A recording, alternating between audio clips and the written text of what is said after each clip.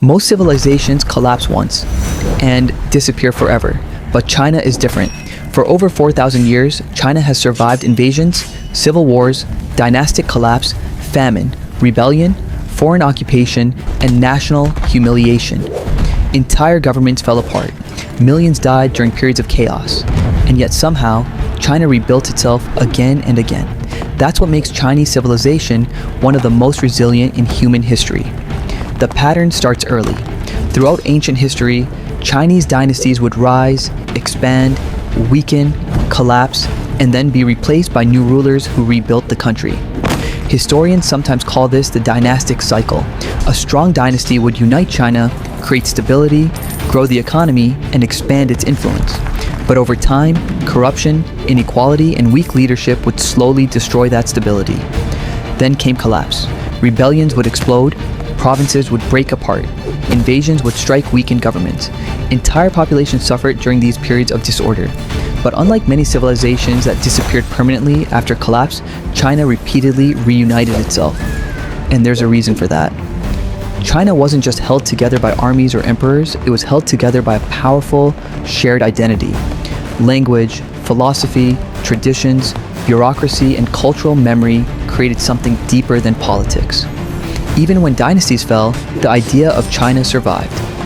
One of the biggest examples came after the fall of the Han Dynasty around 220 AD. China fractured into competing kingdoms during a chaotic period filled with war and instability. For many civilizations, that level of collapse would have been permanent. But centuries later, China reunified under new dynasties and rebuilt itself stronger. The same thing happened after Mongol invasions. In the 1200s, Kublai Khan conquered China and established the Yuan dynasty under Mongol rule. Foreign conquest usually destroys civilizations completely. But eventually, Chinese culture absorbed the conquerors instead of disappearing itself. The Mongol dynasty collapsed and Chinese rule returned under the Ming dynasty. Again, China rebuilt. Then came the 1800s, one of the darkest periods in Chinese history. Western powers forced unfair trade agreements onto China during conflicts like the First Opium War. Foreign nations carved out spheres of influence inside Chinese territory. Internal rebellions devastated the population. The once powerful Qing dynasty weakened badly.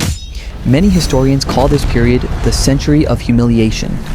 China looked broken, but even then, the country didn't disappear. After civil war, revolution, Japanese invasion during World War II, and decades of instability, China rebuilt itself once again in the 20th century. And the speed of that recovery shocked the world.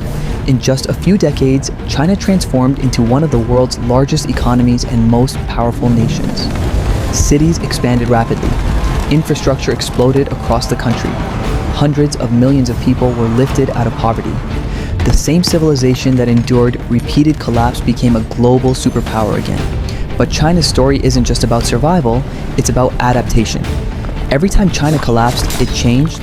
New dynasties, new systems, new leaders, and new strategies emerged from the chaos.